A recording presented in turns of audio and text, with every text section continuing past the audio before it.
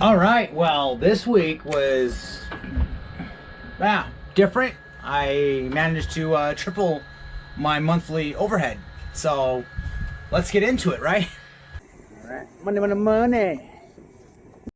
All right, so hiring employees. I firmly believe that you should not grow your business unless you cannot afford not to grow it, basically. So when it's costing you money, to not have that second truck, if you're like, say, if you're lawn care service or whatever, or that extra guy, you're losing out, and you know you can, it just multiplies your profits.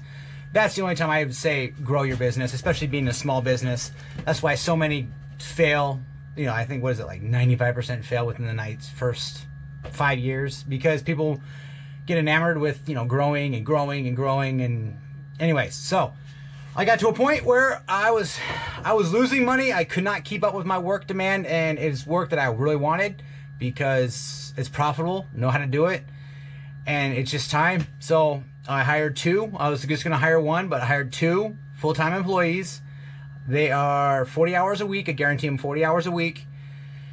And even like, say, like you get the holidays coming, if there's like a day off or something like that, then we'll work 40 hours in 4 days, basically, or get close to it, right? So yeah, and there you go. So basically tripled my overhead because I pay them $20 an hour. I know it's probably high in some areas and low in some areas, depending on where you guys are at. I didn't want any person, just Joe Schmo off the street, although a lot of Joe Schmoes applied for the positions for sure. I'm ridiculous. Like, no, absolutely. it's ridiculous. But I got two good guys. One's young, doesn't know crazy amount. And the other one is about my age, and you know, I could see him obviously being a great asset to the business itself. So just having the one guy for the last week, and I just hired the second guy a couple days ago. So just me and him working, I noticed that it's a force multiplier. So for me working by myself, there's a certain amount of work I can get done, but having two people, it's not only that I can get twice as much work done, I can get actually probably 2.5 times this amount of work done, because for one, you know, you have somebody there to communicate with, to, you know, do something that you need. So basically I had a phone job, and I had him in the attic and me pulling down the line, and it worked just fine. Obviously 2 guys is better than 1 if you're trying to fish wire. Everybody knows this. And it worked fantastic because I didn't have to go all the way back down through the attic, pull on it, yank on a Cat 6 that got kinked, that it wasn't pulling up from the box, etc., etc. It's just such a time waste. So absolutely saved my time, saved so much time, got so much more done with 2 guys as opposed to just me working by myself. Granted, obviously less overhead, less risk, all that kind of stuff, but with risk comes reward. So I mean, it's absolutely paying dividends already. Absolutely. Now, don't get me wrong, it's, you know, you're thinking like, man, that's, you know, that money that's overhead every week going out.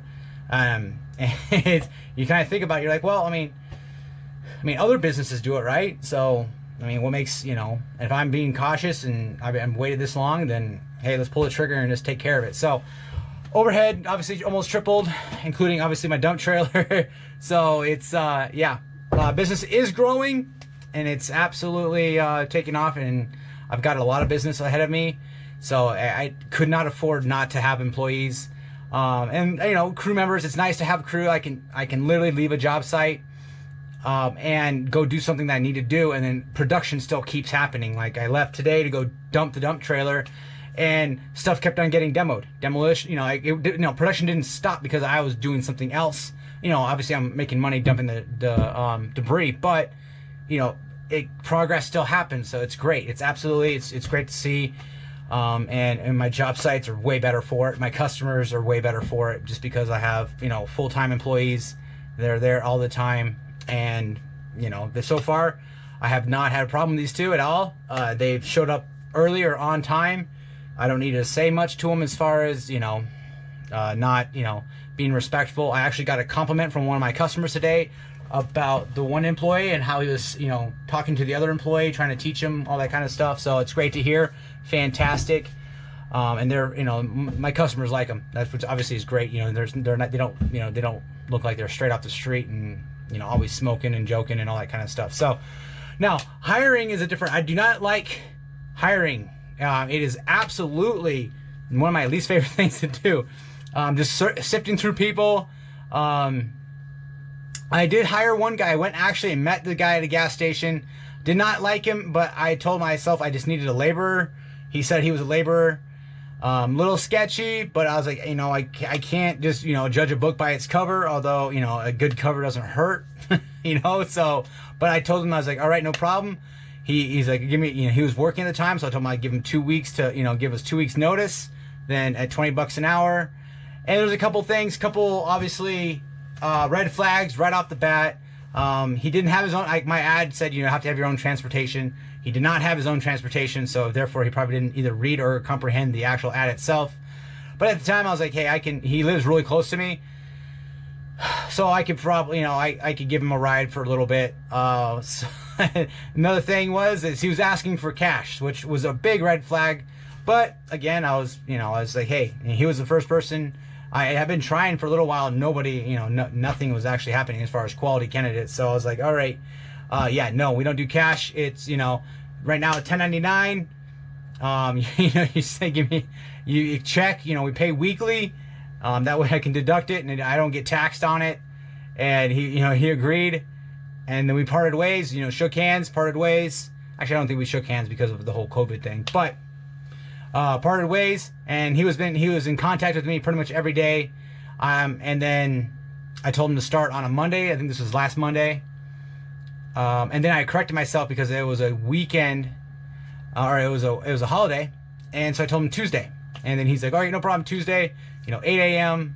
we're good to go. That was like the prior, if you're following me, prior Thursday or so. And then the Friday he texted me just to confirm Monday, and I was like, oh no, sorry, we talked about it. Monday's a national holiday. We're gonna do Tuesday morning. And he's like, oh yeah, that's right, I meant Tuesday. So that was Friday. And then Saturday he texted me, which I didn't check right away. And he's like, hey, just checking in, and we'll be there. I'll be there Monday morning, ready to go, etc., etc. Kind of jarbled. And then that's when I was like, all right, I had enough.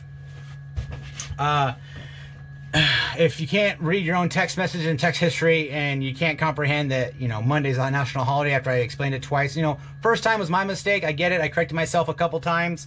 But the third day in a row, you saying Monday, big red flag. I told him, hey, if you can't follow instructions, you can't, I can't really trust you around saws, and, I don't want you falling through rafters, etc., etc.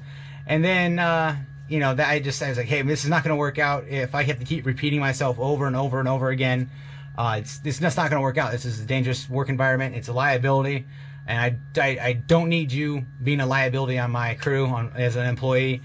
And then he responded about a couple hours later saying, hey, no, hey, I need this job, etc., etc. I forget exactly what he said. And then I was like, all right, well, okay, no problem. I did say, Tuesday, and I think that was a Sunday. So that was last Sunday. And so I was like, all right, fine. I'll give you a week. Be there, 8 a.m. Tuesday. I'll pick you up, etc., etc. And then so I was there Tuesday morning. I already had my other employee, told him I'd meet him at the job site we were rolling to, which is just down the street. And then I basically was waiting there it was actually a gas station, Speedway, in our local area. I don't know if you guys probably don't have Speedways in your area, but here in Michigan, I think Ohio, maybe, yeah, I think Indiana, there's Speedways. They're just a gas station chain. And then, so I got there, I think I was early. I was like 7, I dropped my daughter off at daycare, and 7:45 I got there, and I waited. And then nothing. No, absolutely nothing. He did not show whatsoever, so I took off. And I texted him later on. I was like, hey, I was there at 8 o'clock. Where were you? And by then, there's no job offer. I was done. Can't waste any more time for sure. So I was, just me and the one guy, and we basically knocked out our work for the day. He texted me at like 8 or 9 o'clock at night saying, hey, why are you just texting me at 9 o'clock? So that is what it is. And I didn't, that's where it ended. Sorry. We'll move on. You can't help it. So that's absolutely, hiring people is not fun. I mean, it sucks. I know people want work, but I need to be able to rely on people. That's the main thing. You need to be reliable. I need to count on you to be where you are when you say you're going to be there. Because I'm scheduling work. I'm, basically giving customers, hey, we're going to be there with a certain amount of guys, etc., etc. If you're not there, can't count on you, no job, right? So definitely, this is a learning experience for me. This is why I'm making a video about it. This is the first time I actually hired full-time employees, and I hope the people that I hired, the guys that I hired, like it. I'm trying to treat them as best as I can. This is new for me as well, but yeah, it's not fun. Absolutely not fun. Waste of time. Especially being in the COVID era now, you can't really meet in a restaurant to, buy him lunch or buy him coffee or something and just to talk about it, So it's kind of awkward, kind of hard with that. But what are you gonna do, guys? So was I too hard on him? Let me know in the comment section below. I don't think I was. I gave him plenty of chances, and there's a bunch of red flags with that one. So you don't judge a book by its cover, but you just don't believe somebody what they say. Believe what they do. And he didn't show up for his very first day of work, so therefore you're fired before you're hired, basically, right? So yeah, that's about all I have for this video, guys. Like and subscribe if I've earned it. I appreciate it. I'll see you on the next video. We're gonna be rocking through some work for sure. I'll throw in some pictures of the demolition work we've been doing. Rocked out another dump again, so making money with that. It's been a complete asset. I mean, one of the best.